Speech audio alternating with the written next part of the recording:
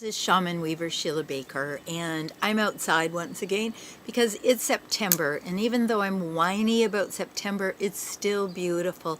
So I'm going to just pick this up for a second and let you see. So I'm sitting outside my beautiful house on Tulalip Bay in Washington, and the thing that was striking to me about this particular month, September, it's the 9th month. The cards for this are all have some kind of lack of movement. So I'm going to start with the cups, the element of water, and emotions. And you know, if you've listened to me, you'll know that I believe that emotions are always fleeting. They're always changing. Your feelings are deeper underneath, and so those are worth paying attention to. But feelings are mutable. They're kind of like over here and then over there, and, you know, get us all excited and upset. But underneath that, the feelings are really important. So I'm going to put this way up close. You can see that this being here has got his arms closed, and when we have our arms closed, we really can't receive anything. He's got his arms closed over his heart, and the heart is really what the emotions are all about. So if you find yourself in a place of contentment, but not really being active in love, not pouring your love out, not giving your love to anyone, maybe even including yourself, this is a beautiful card for you to have a look at that. Where am I holding back with my emotions, with my love? So just have a think about that, and hopefully that will bring you some clarity, some emotional clarity.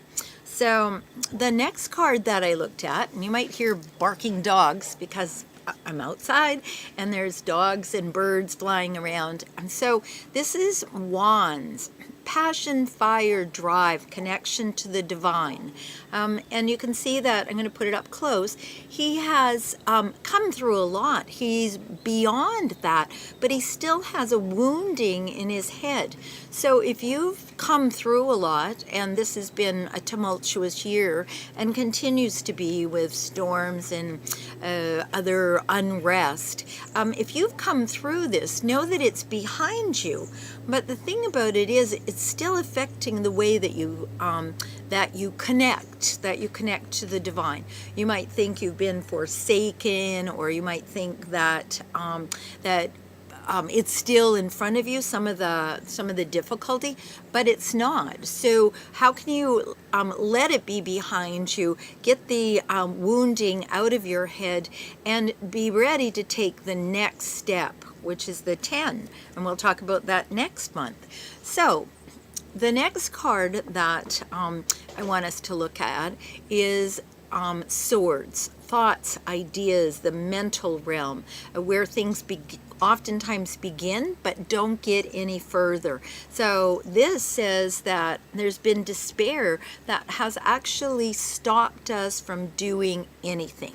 So if you've been feeling like you've been in despair, like you haven't been moving, once again, this is a card, like I said earlier, that this is a card where there's not much movement going on. There's not much get up and go. But this card really talks about putting that behind you. It's complete now.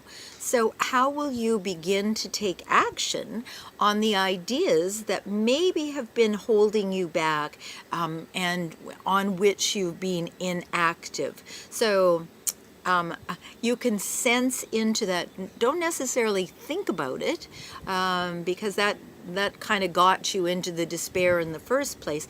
But how are you going to come to take action about that? So that's the 9 of Swords.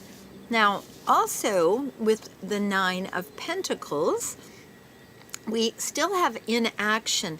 This person up close, you can see that they have a beautiful garment on. They have their arm up. They've got a falcon sitting there. So they have had enough time, energy, money, resources to be able to, first of all, find a falcon, train the falcon, get it to trust them enough, and them to trust their own self about training this this falcon and being able to put the hood over so that they're the one who does the seeing for the falcon. This pentacles are money and property and tangible things, tables, chairs, whatever other accoutrement. They're really that you can touch. This is the realm of the pentacles. So this is time, money, resources to train a falcon.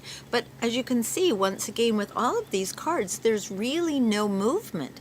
So now I'm going to have us look at major arcana and the 9 here. So this is the Hermit card. And with the Hermit card, what it's saying is it's time for us to look within. Because as you've all probably heard, if you're tuning into these and you're on a spiritual path, you've all heard that everything we need is within us. So you have the ability to take time away.